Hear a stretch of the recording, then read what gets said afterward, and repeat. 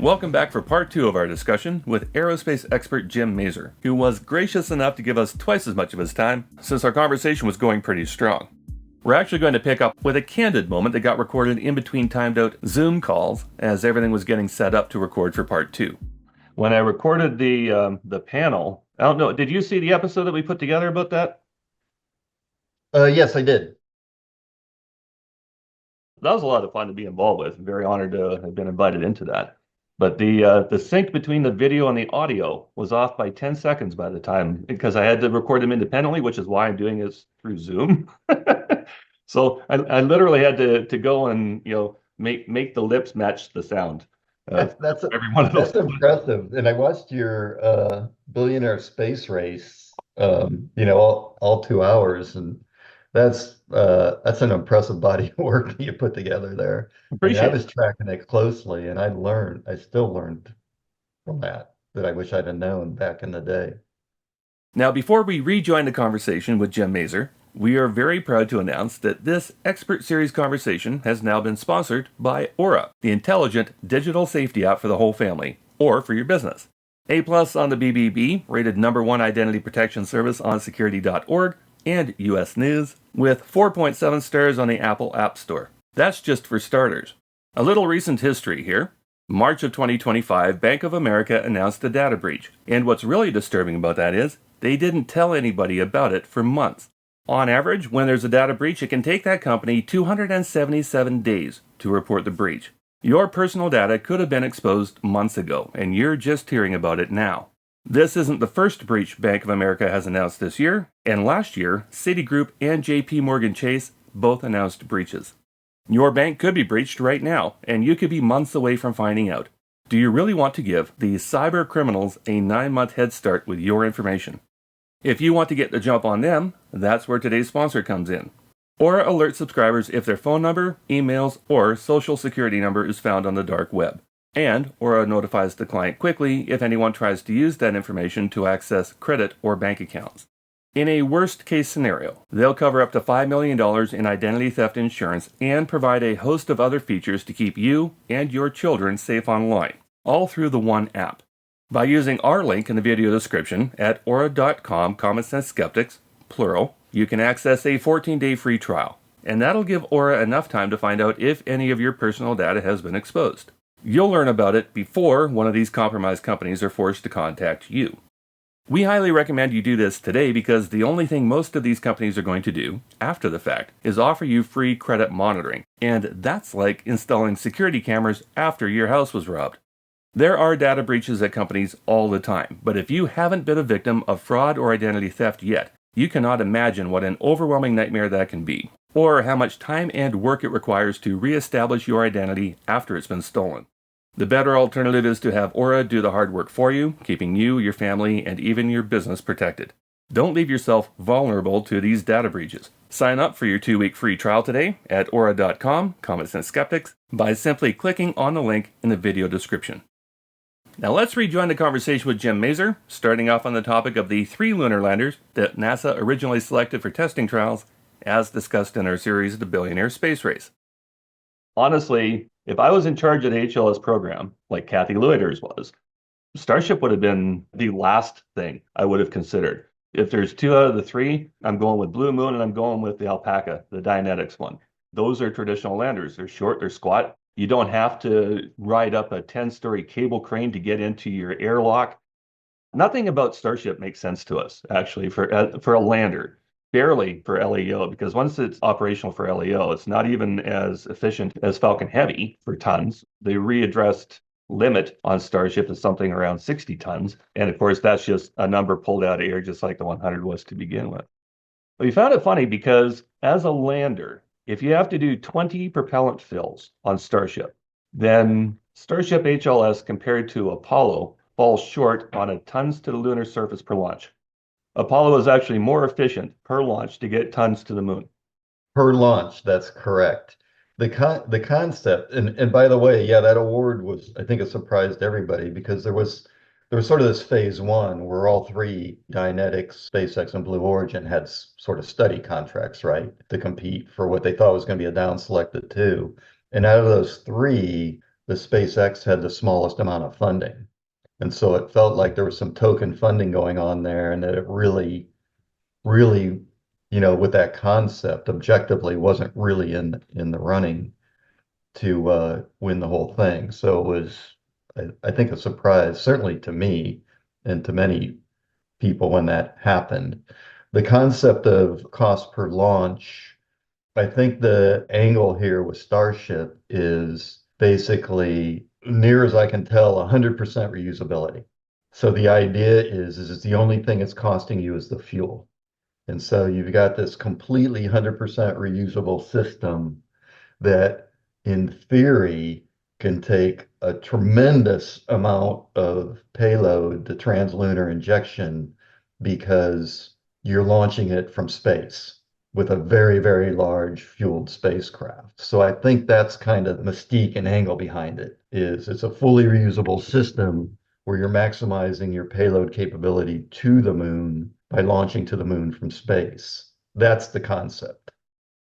Translating that into reality, it's funny because I was thinking about another concept that people actually worked on in the late 50s and early 60s pretty heavily. It was called Project Orion. And the idea behind Project Orion was, and it was Freeman Dyson was one of the physicists behind it, another guy named Taylor.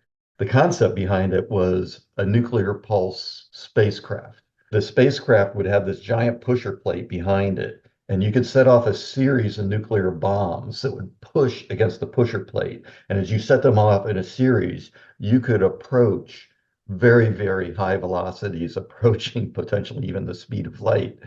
And they actually were doing some work on that. And then, some non-proliferation things and some common sense, I think, came into play and it died. But conceptually, you can stand back and say, you can come up with an argument that says the physics makes sense. But the translation of physics and theory to engineering and architectural reality is where some of this stuff doesn't hang together too well. Some of the roadmaps don't make any sense taking a look at them. So let's just compare the Blue Origin to Starship. The idea of the landers is that they're going to hook up with Gateway and they're going to be an elevator up and down from the lunar surface. It's actually Orion that's taking humans from Earth to the moon. Now, with the Blue Moon, with the Blue Origin paradigm, Orion is attached to a vehicle that's carrying a fresh tank of gas, basically for the lunar lander for Blue Moon Mark II, right? If Starship is attached to Gateway, where's their next tank of gas coming from? As we studied the concepts, and I thought they would have clarified that by now, but apparently they haven't. In Mark II, that there is going to be this translunar transport with kind of a tanker that's going to come and fill it up again so it can go down and come back. And so the assumption we were making was there'd either be something similar like that for the Starship human landing system that would refill it in lunar orbit, or I don't think it would have enough fuel, but the concept of, or maybe it out of the NRHO could take a low energy path back to low Earth orbit and get refueled in low Earth orbit. And then we're still talking 20 launches, 20 more launches of propellant, more than likely a loss of a couple of ships. If you've got a 5% chance of failure, you only have to launch 20 ships before you get one explosion statistically.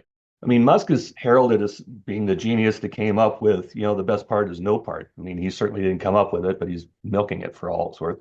But then you have these systems that have 6 times as many engines and 20 times as many refueling flights. And refilling in orbit is unproven. They don't know that they can do that. If you go through our back library at all, we kind of deal with a lot of this stuff. And what they had was they had the two ships tail to tail at the time that we did that episode. And they were talking about either changing the velocity to slosh it one way or the other, or flipping it around to get gravity doing it. And that wasn't going to work either. Now they're on top of each other, kind of in a mated situation. And I don't see that working particularly well. What technology do they need to come up with that's going to push, because you can't pull in the vacuum? So you're going to have to push all the propellant from one vehicle to the other, unless I'm completely misunderstanding it. Right. I don't know either. That's the thing. The first challenge, I mean, you've listed a lot of them, but the two big challenges that are facing really both companies, SpaceX and Blue Origin, SpaceX is infinitely more complicated, is keeping the cryogenics cold. And that is technology that I can't tell you what the TRL level is. I know that both Blue Origin and SpaceX are investing heavy in it, but that does take energy too.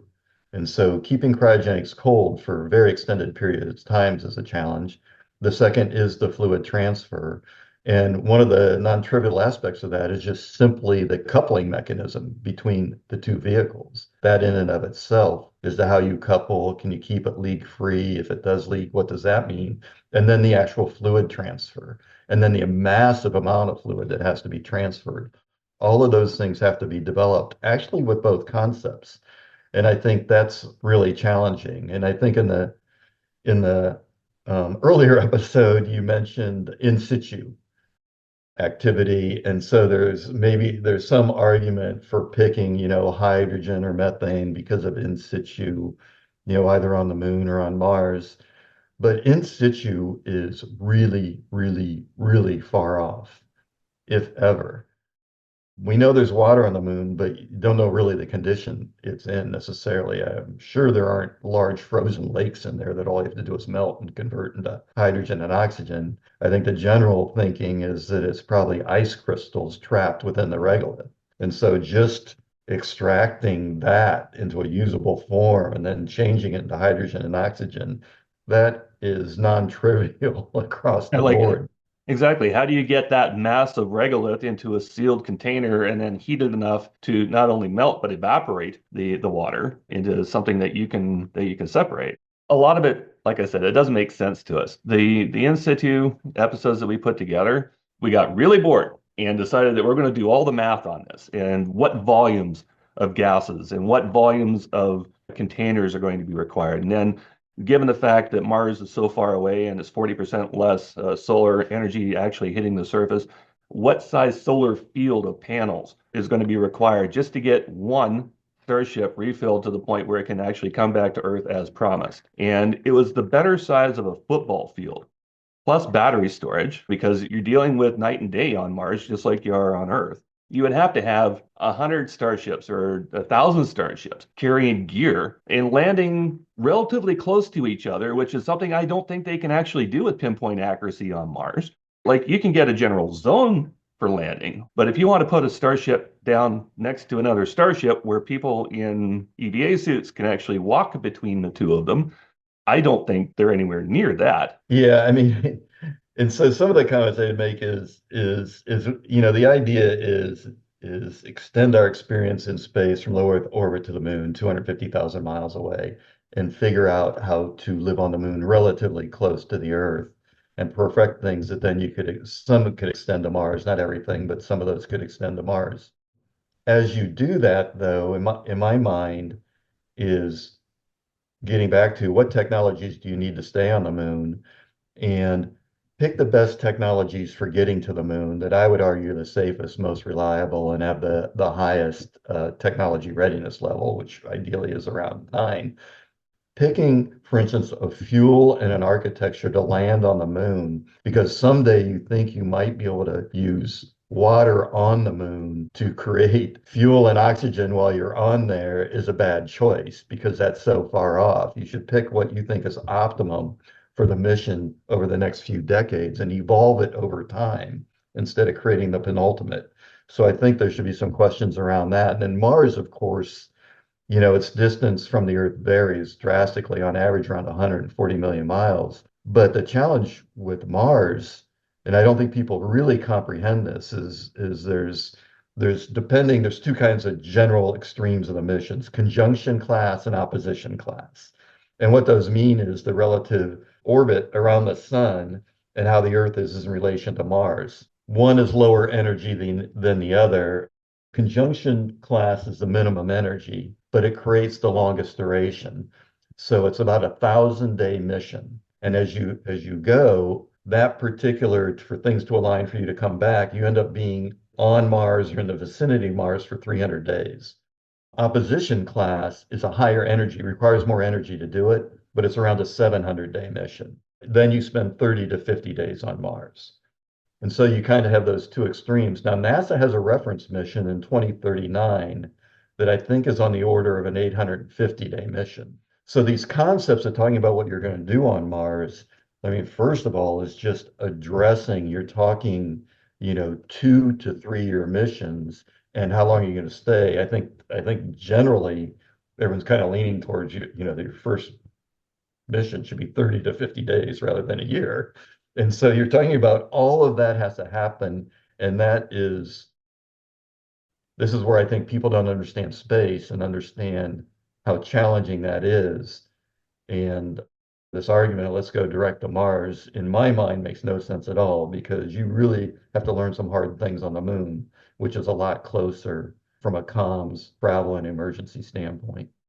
Yeah, not the least of which is how wrecked are you going to be when the ship touches down on the surface? Because if you're on board a Starship and it takes you 9 months to get there, well, based on the experiences on the ISS, whoever lands is going to be a physical wreck by the time they're expected to head down the cable crane to, to the Mars surface.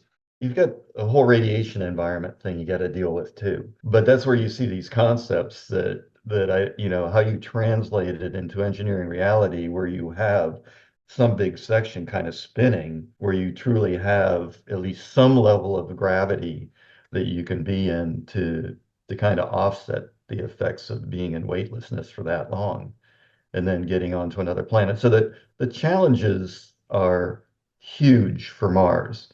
And so that's where at least you got to drive some of that down on the moon is how I'd characterize it.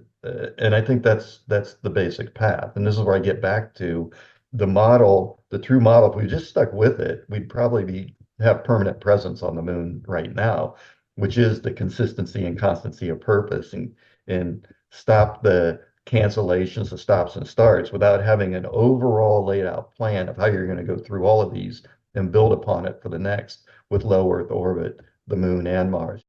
When Constellation was canceled, it was when President Obama was there, and I think Charlie Bolden was the NASA administrator, and I was President Pratt Whitney Rocketdyne. And Charlie gave me a call and he said, we're canceling Constellation because we want new and innovative ways to get to space, and we want new propulsion ideas on how to get to space. And I'm like, Charlie, I ain't got nothing. I mean, we know all the propulsive concepts and even, the Project Orion with this nuclear pulse. We've got all the chemical, there's nuclear thermal, nuclear electric, solar electric, all these different kind of propulsion concepts exist. And we haven't come up with a Star Wars propulsion yet or the Star Trek warp propulsion. So canceling something because you want something new and innovative was a poor choice.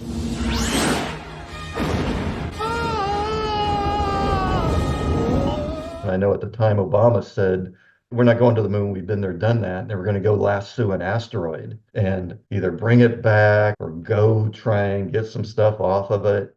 That was a huge diversion from consistency and constancy of purpose. I've been a big fan of space my whole life. I've been deeply into it my whole life. And going from low Earth orbit to a presence on the moon and getting to Mars has been something many of us in the industry and a lot of us in the industry have aspired to and still aspire to. But right now, we haven't done it in a rational and effective manner.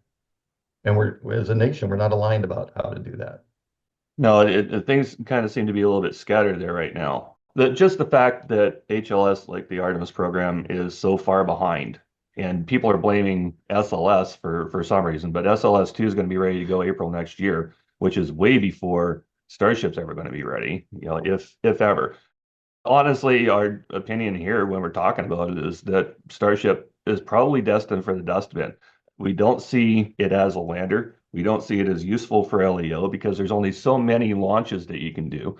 If they're developing the system in-house, which is what they appear to be doing, which means like for their own purpose, the only missions that they're trying to pull off with this are the deployment of Starlink units.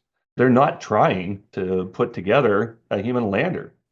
Yeah, and it's it's up to them to do whatever they want. what we should be questioning is should taxpayer dollars be contributing to that? Because is it really helping pursue the overall mission and agenda? And I think those are hard questions that need to be asked of NASA. And I think Congress needs to be asking those questions versus the alternatives. Absolutely. So let's deal with a little bit of fantasy for a while. Let's just assume that Musk is actually going to go to Mars. Let's start off with the basics because that's where we started with the channel. Was when he started making these claims about taking 100 people at a time to go to Mars, we hit the brakes. It's like, okay, Falcon's great and the re-landings are really cool, but that sounds like complete garbage. So let's start with the 100 people per trip. You're obviously familiar with what NASA has as standards. Is it still for long-term voyages, if you will, 25 cubic meters per person for minimum habitable volume? Yeah, I don't know. I'm actually not that familiar with the specific standards for actual spacecraft that humans occupy as much as I'm familiar with just how to get them into space and how to get them where they're going. So, I take it at faith on that. I think the challenge here is and I just saw, by the way, that and it was on in Space News.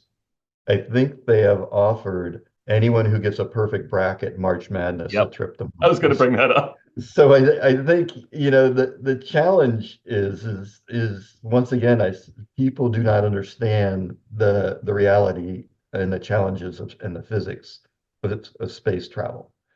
And so, we see these movies and we see these activities and we see the amazing things that SpaceX has accomplished. And so everybody says, well, nobody thought they could do that. So by natural extension, nobody thinks these things can be accomplished, and they will be accomplished because they say they're going to accomplish them. It's just the leap between what SpaceX has accomplished to date, which is incredible, to going to Mars is far, far, far greater than the average person can possibly comprehend.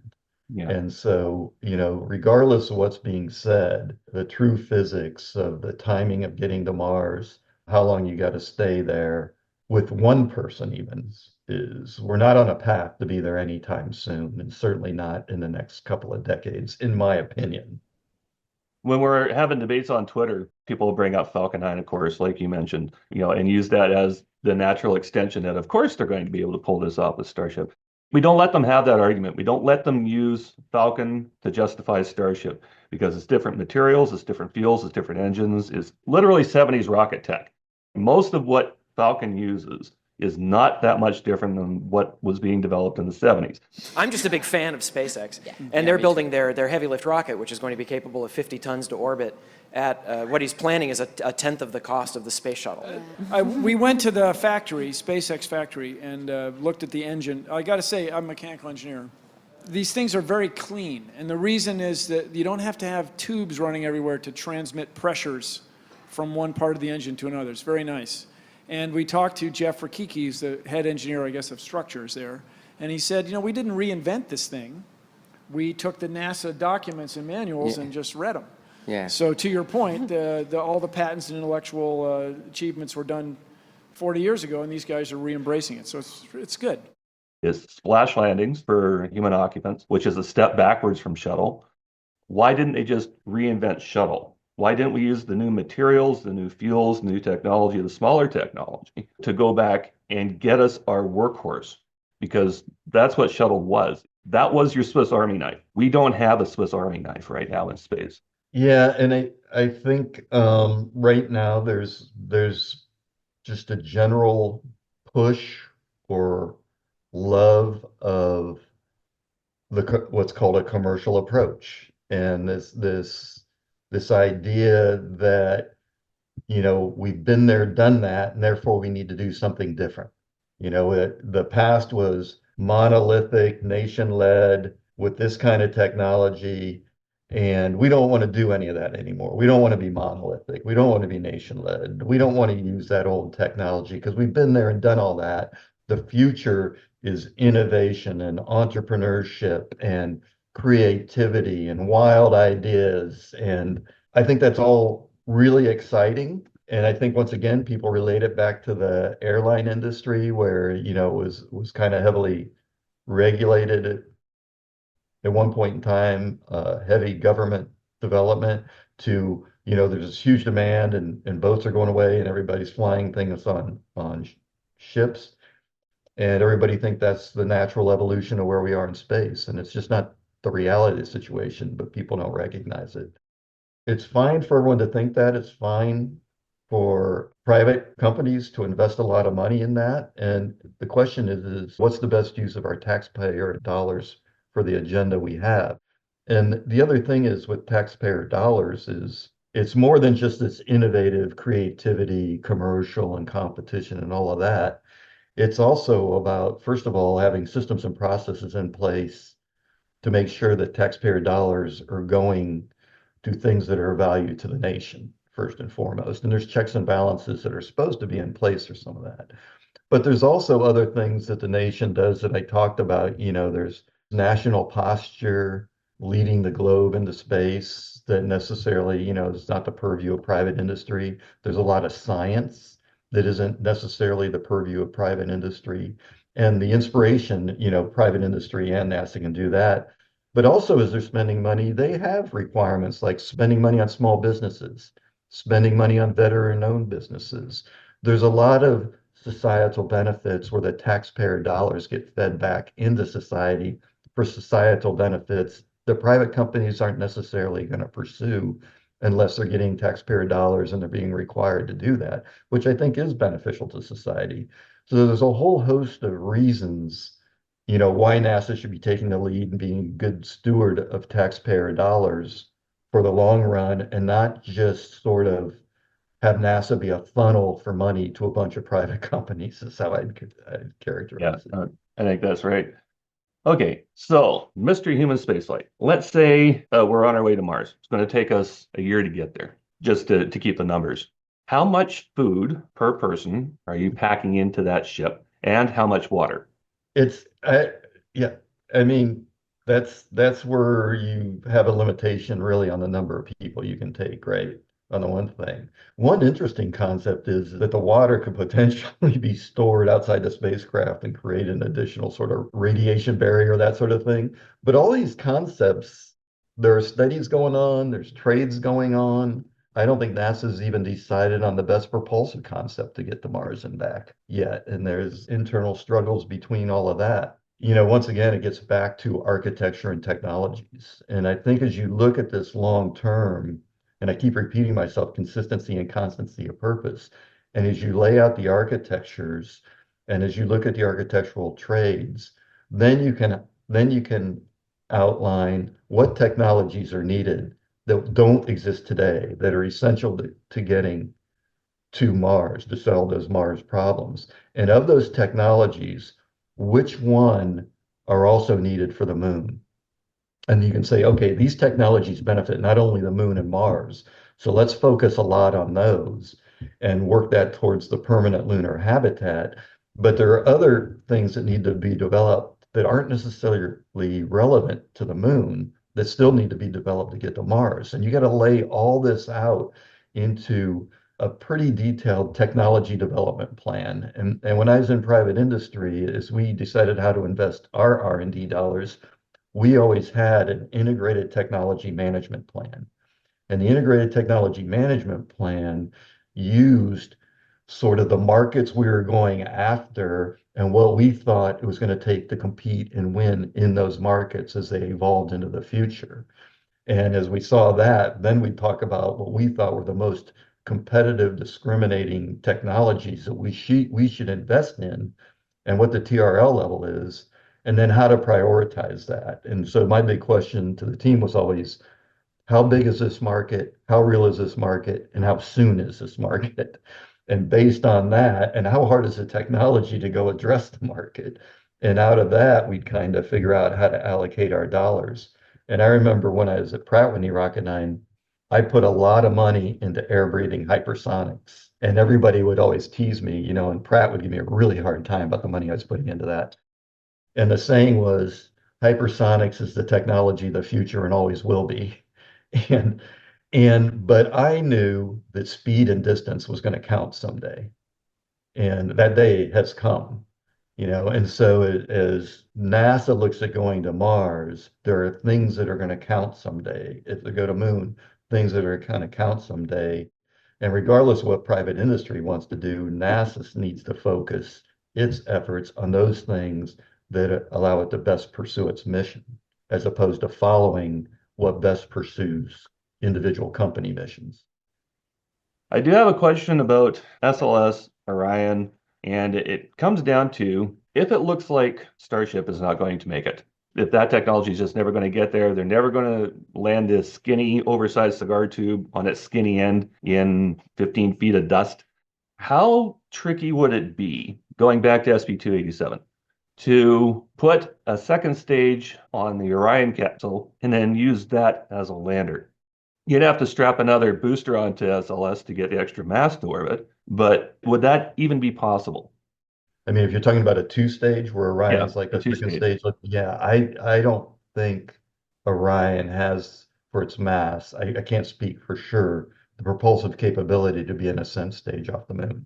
I think that would require a significant um, change to its, I guess it's the service module back there. I'm not quite sure what they call it on Orion anymore, but it is storable, which is nice, but I think would be underpowered for that. So we'd have As to I said, add lift engines plus the descent engines. So we're actually adding like two stages. yeah, architecturally, I think that'd be challenging. I think it'd probably be easier just is to go back to a descent and ascent stage. I mean, in my mind, if I were a king for a day, what I'd probably do to have the most credible way to get to the moon the fastest is work to convert a single stage hydrogen lander to a two-stage lander where the landing stage was hydrogen and the ascent stage was hypergolic, storable. And I think you could do that probably way faster than you could do this sort of conversion of Orion with the lander concept. And I think that way, Blue Origin's working with I think it's the BE7 that's going to be the 10,000 pound thrust, deep throttleable engine, which should suit the purpose for a lander, and then look at a storable ascent stage. And I think personally, my opinion is that'd be the fastest way to have a viable lander system of reliable and safe because the big concern is landing with hydrogen is in the NRHO environment, you're on the moon. If you're on the South Pole, you're on the moon for about 7 days. And so that means you got to keep your hydrogen cold for that many days and be able to light a hydrogen engine on the surface of the moon after that many days, after it's landed in sort of this dusty environment. Even in a perfect world, even having perfect hydrogen propellant conditioning and having no issues with landing on a soft surface, igniting a hydrogen engine in space is not as easy as you think, Yeah. especially after that period of time. I would say Aerojet Rocketdyne, is part of L3 Harris today now, has, I think, by far the most in-space hydrogen experience in the world, having flown hundreds of hydrogen engines in space after long coasts, many restarts, and over the years have learned many, many, many hard lessons. And you don't have the luxury of learning those lessons when people are on the moon. All right, we're down to 4 minutes here. I could talk to you all day, but I won't do that to you. I'll save some questions for another time. Just in closing, could you wrap up with what the concerns are for the Coalition for Deep Space Exploration as of today, and how you think they're going to resolve, or what steps are being taken to resolve them? I was a member of the CDSE as part of Aerojet Rocketdyne, but I'm not an individual member since I have left that business. But I think it does get back to as an individual, and I think my individual perspectives and I would say desires are aligned with CDSE in that deep space exploration, I think, is a priority for this nation. I gave the reasons why in terms of national posture, inspiration, and scientific learning. And I think we want to be a leader in the world on that. We have been in the past, and I think there's real competition for that right now with China. And I think what we need to do is focus on the mission and the architecture and what we need to do to consistently follow this extension from Leo to permanent presence on Moon and learning from that to go to Mars. And I don't think there's one size fits all for answer for that. I think it's a mix of NASA leading the world and leading this nation with activities that NASA owns and operates and builds infrastructure. And I think there's a mix of commercial innovation and private investment that can fit it. But I think at the end of the day, it's not a or, it's an and. It's a collection of all of these. And it's up to NASA as the leader of space exploration for this nation to figure out what that right mix is. It's not up to Congress to dictate it to them. Their job is to say what is really the right mix to achieve the mission. And the mission is not to enable commercial companies and innovation. The mission is Moon and Mars. And I think as we look through it through that lens, it'll be more clear as we do trades what the right approach is for today and in the next few decades, and what the aspirational approach is in the future, maybe 50 years from now. But taking that vision for 50 years from now and trying to apply it today, I think we could say is not working. Yeah, I think that's a fair statement. Well, thank you very much for your time there this morning. It's been an honor talking with you. Like I said in the original introduction between the two of us, we're just a YouTube channel. We're trying to work out the questions. We're not PhDs. We're not rocket scientists. We're the guys in the corner of the bar with a plate of nachos and a pitcher of beer. Just basically back of the envelope calculations, trying to figure out what's what when we hear certain things. So being able to talk with an actual expert in the field, this has been amazing. And hopefully we can do it again. Yeah, you doing, I got to tell you, you're doing some really cool stuff. As I said, I've watched some of your stuff. I'm going to watch a lot more. And I think you're raising some very hard questions that not many people are willing to raise. And you're bringing forward facts. And I think facts and data are really important as opposed to emotional arguments. So keep it up, and I'm happy to chat again anytime. That is going to wrap up this conversation with Jim Mazur, and we are looking forward to having more in the future. Let's summarize it with what we see as the top 12 takeaways from this interview. And if you would like to add yours to the comments section, that's what it's for. Starting off with consistency and constancy of purpose. From the 3-minute mark of part 1, Jim laid out that core tenet for focused space exploration. Consecutive administrations affecting NASA with conflicting goals and program cancellations are deterring NASA from making progress on that path. Number 2, deep space exploration needs to be led by NASA, using commercial development of technologies only after those technologies have been proven out and matured. Jim calls it an and solution, not an or solution, because commercial providers will not be making NASA irrelevant. Number 3, if NASA is funding the commercial development of a technology, the IP generated should belong to NASA. If commercial companies want to retain the IP and keep it proprietary, they should be developing it on their own dime. But what's happening now is proprietary development is resulting in proprietary mistakes. Number 4, until the viability and reliability of commercial ventures can be proven in LEO, they should not be extended to the Moon, never mind Mars. The Moon is a necessary proving ground for an entire host of technologies, before the jump to Mars is even contemplated. Number 5, the current HLS landers from both Blue Moon and SpaceX are trying to reinvent the wheel to varying degrees. And if NASA actually wants to beat China to the Moon, NASA has existing technology that could enable a human landing using Apollo-era vehicles, while the two commercial providers work out the kinks in their systems. Also, between the two landers, Blue Moon appears to be the one building upon previous knowledge, possibly making their challenges solvable faster. Number 6, the time and money being spent on systems to get to the Moon would be better spent developing technologies that allow humans to stay on the Moon for longer periods of time. Number 7, selecting a penultimate HLS system based on the ability to someday possibly create fuel on the Moon from lunar water or any other resource is a bad choice. The better approach is to build upon what came before you. Number 8, projects under development that hinge entirely on a new technology being created are rarely, if ever, delivered on time and on cost. Number 9, cryogenic temperature management while a lander is on the Moon for an extended period of time is also an unknown variable, while hypergolic, storable propellants are already a known and proven technology. Further, the use of storables would favor a 2-stage lander rather than a single stage. Number 10, just because you think physics work on paper does not mean you can translate that into engineering and architectural reality. Number 11, a past success does not guarantee success in every future endeavor. And number 12, if you actually want to learn about any topic, talk to an actual expert every opportunity you get. Thanks for tuning in to this episode of The Common Sense Skeptic, the first in what we hope will be a growing library of conversations with aerospace experts, particularly regarding Artemis and deep space exploration.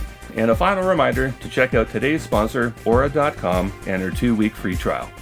If you would like to support future Common Sense Skeptic productions, please visit the links in the video description for Buy Me a Coffee, GoFundMe, and Patreon. Also, we'll appreciate you leaving your comments, giving the episode a thumbs up, and sharing it along your social media networks. Finally, ring that notification bell so that you'll know when the Common Sense Skeptic returns.